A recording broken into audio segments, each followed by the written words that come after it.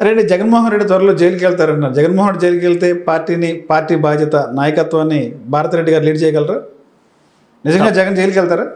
జగన్మోహన్ రెడ్డి గారు జైలుకి వెళ్తారని నేనని అనుకోవట్లేదు. అంటే నాకు అంత అవగాహన లేదు. నేను ఉండవేళ ప్రభుత్వం పదే పదే చెప్తుంది. ఉండవేళ అరుణ్ కుమార్ గారు మీకు మంచి నాయకుడు, మా కాంగ్రెస్ పార్టీలో అడ్వకేటు. ఆయన ఇంటర్వ్యూలు ఎప్పుడు నేను తప్పకుండా చూస్తుంటా. ఆయన ఇంటర్వ్యూలో ఆయన చెప్పింది అంటే జగన్మోహన్ రెడ్డి గారి మీద ఉన్న కేసులు ఏది నిలబడవు, ఇప్పుడున్నవన్నీ కొట్టేశారు, ఇంకో 4-5 కేసులు ఉన్నాయిగా, అవి కూడా శిక్ష పడే కేసులు అయితే కావాయి. ఇప్పుడు కిట్పోకో కదా సార్, గిట్పోకోలో గిబ్బులు ఉంటే డబ్బులు కడితే దాని పని అయిపోతుంది కదా. కిట్పోకో డబ్బులు ఇచ్చేస్తే అయిపోతుంది కదా, దానికి శిక్ష పడాల్సిన అవసరం లేదు. అవి కాకుండా కొత్తగా ఏదన్నా లడ్డను బొడ్డను ఇవన్నీ ఉంటాయి కదా. ఇటు మరి ఈ లడ్డు మీద జగన్మోహన్ రెడ్డి గారిని సస్పెండ్ చేయాలి, మన సత్యనారాయణ మీద ఎవరిని సస్పెండ్ చేయాలి, ఎవరిని అరెస్ట్ చేయాలి, తిరుపతి దాంట్లో ఎవరు తొక్కిసలాంటి ఎవరిని అరెస్ట్ చేయాలి. ఇవన్నీ ఇంకొక మాట కూడా సార్, నేను వైసీపీ నాయకుడిగా కాకుండా ఒక్క నిమిషం పక్కన పెట్టి ఒక మాట చెబుతున్నాను మీకు వ్యక్తిగతంగా. జగన్మోహన్ రెడ్డి గారు 3 రాజధానులు అని చెప్పి కొన్ని లోటుపాట్లు చేసిన కరెక్టు. 3 రాజధానులు కరెక్ట్ కాదు. 3 రాజధానులు కరెక్ట్ కాదు. నువ్వు పెట్టుకుని రాజధాని అనేది నడిబొడ్డు, ఇది విజయవాడే నడిబొడ్డు. ఇటు అనంతపూర్ నుంచి వచ్చాడు, అటు వైజాగ్ నుంచి వచ్చాడు. లేదు మీరు కావాలనుకుంటే ఫస్ట్లో ఒక వైజాగ్ 3 రాజధానులు ఎందుకు, వైజాగే రాజధాని, హైకోర్టు ఇక్కడ విజయవాడలో ఉంటుంది అని చెప్పు. తిరిగి 3 రాజధాని 3 రాజధానులకు నువ్వేం చేసేవాడిని? ఆయన 5 ఏళ్ళు మరి రాజధాని లేకుండా చేసిండు. ఆయన 5 ఏళ్ళు ఆయన ఏం చేసిండు? తాత్కాలిక రాజధానులు కట్టిండు. మరి ఎల్ఎన్టీ వాడికి ఎంతకి ఇచ్చిండో తెలుసు కదా, స్క్వేర్ ఫీట్ 12,000 13,000కి ఇచ్చాడు సార్. ఏంటి ఆయన మహామేధావులు వీళ్ళందరూ కూడా అమరావతి ప్లేస్ అనేది కరెక్ట్ కాదు. సరే, రాష్ట్రంలో లా అండ్ ఆర్డర్ ఎలా ఉంది గతానికి ఇప్పుడు పోలిస్తే? గతంలో రాష్ట్రంలో రావణ కష్టం అన్నారు, రాజారి రాజ్యాంగం అన్నారు, ఈరోజు ఎలా ఉంది? అప్పుడు ఇవాళ రెడ్ బుక్ రాజ్యాంగం అయిపోయింది సార్. ఇవాళ చెబుతున్నారు వాళ్ళే, నా పేర్లు ఉన్నాయి రెడ్ బుక్లో, నేనున్నాను, నాదే రెడ్ బుక్ ఉంది, రెడ్ బుక్లో ఏం చెప్తే చేయాలి.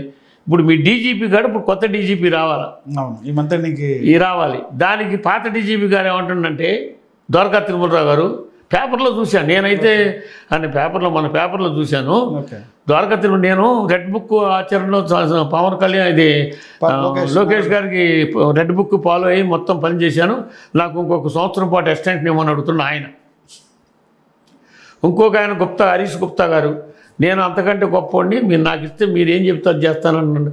ఈ విధంగా డీజీపీ స్థాయిలో ప్రభుత్వాన్ని ఐపీఎస్ ఆఫీసర్ అడుక్కొని వచ్చిన వాళ్ళు ఏం చేస్తారు సార్? ప్రభుత్వానికి అధికారం తొత్తుల్లాగా ఉంటారు తప్ప ఏం చేయరు కదా సార్. న్యాయం జరగదు కదా, ఏం జరగదు. లా అండ్ ఆర్డర్ లేదు ఈ రాష్ట్రంలో ప్రస్తుతానికి. లా అండ్ ఆర్డర్ లేదు. హోంమంత్రి గారు చెబుతున్నారు సార్, అంతకుముందు గవర్నమెంట్లో దిశ ఉన్నా ఇది ఉన్నా ఏం జరిగిందో అది జరిగింది అన్నారు. ఏమొచ్చి 6 నెలలు కాలేదు, 94 జరిగినాయి సార్. 94 కేసులు చిన్నపిల్లలు అయితే, లేడీస్ అయితే ఏ అయితే 94 జరిగినాయి. మానభంగాలు కానీ, చెన్నై కానీ, పెద్దవి కానీ. ఏది 6 నెలలలో? 6 నెలలకేగా. మరి చెప్పింది అంతకుముందు ఫస్ట్లో 2 నెలలు విపరీతంగా స్క్రోలింగ్ ఇచ్చేసింది. ఈ మధ్యన సరిగ్గా రాట్ల ముందుకి హోంమంత్రి గారు. వ్యక్తిగతంగా ఇన్సిడెంట్ జరిగినా అక్కడ వితిన్ గంటల్లోకి వెళ్ళిపోయి పరామర్శిస్తున్నారు, దాని మీద యాక్షన్ జరుగుతుంది సార్. ఇక ఎవరినైనా వదిలిపెట్టే ప్రసక్తి లేదని చెప్తున్నారు. అదే సార్, దావోజ్ వెళ్ళి వచ్చారు. ఎవరు డబ్బు అండి? దావోజ్ వెళ్ళింది ఎవరు డబ్బు? ప్రభుత్వం సబ్బు. ఇప్పుడు ఏంటంటే సానుభూతి వస్తుందని చెప్తున్నారు. ఇప్పుడు 24 గంటల పెట్టుబడులు వస్తున్నాయి. దావోస్ పర్యటనలో నారా లోకేష్ ఒక గేమ్ చేంజర్ లాగా మారని చెప్తున్నారు. అసలు రూపాయి కూడా రాదు సార్. దావోస్ పర్యటన ఛార్జీలు సరిపోయి అంత పెట్టుబడి కూడా రావు మనకి. ఏంటి హోంమంత్రి గారు పరామర్శిస్తున్నారంటే ఎవరు ఆ సొంత డబ్బులతో ఏం బాటల ప్రభుత్వ ధనాన్ని వేసుకొని కారు వేసుకొని వెనకొక ముందు కారు 4 కార్లు ఎవరైనా అంతే కాదు. ఆయన ఎవరైనా నేను కాదంటలా, దాంతోపాటు పోతున్నారు. కాకపోతే కొంత నాయకులు కొంతమంది కట్టుంటారంటే, విజయభాస్కర్ రెడ్డి గారు చూసుకోండి, కోట్ల విజయభాస్కర్ రెడ్డి మంచి అడ్మినిస్ట్రేటరు. ఆయన 1954 ఆర్థిక మంత్రిగా పనిచేశాడు. వాళ్ళు ఇట్లాంటి ప్రచారానికి వీటికి పాల్పడరండి. వాళ్ళ పని ఏదో వాళ్ళు చేసుకుపోతారు. ఆయన నిజంగా నాకు తెలిసి కోట్ల విజయభాస్కర్ రెడ్డి గారు మనవరాళ్ళని పెళ్లి చేయడానికి కట్నానికి డబ్బులు లేకపోతే రాజశేఖర రెడ్డి గారి దగ్గరకు వచ్చాడు, అప్పు తీసుకున్న పరిస్థితి కోట్ల సుజాతమ్మ గారు. అలాంటి నాయకుడు అండి ఆయన.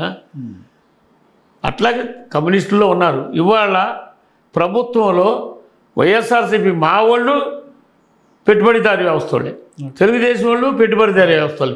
ఆ పెట్టుబడిదారీ వ్యవస్థని ఈ పెట్టుబడిదారీ వ్యవస్థని ప్రశ్నించే కమ్యూనిస్టులు ఒక్క లేడు రాష్ట్ర అసెంబ్లీ. ఇక్కడ కానీ అక్కడ ఒక్కడున్నాడు సాంబశివరావు గారు.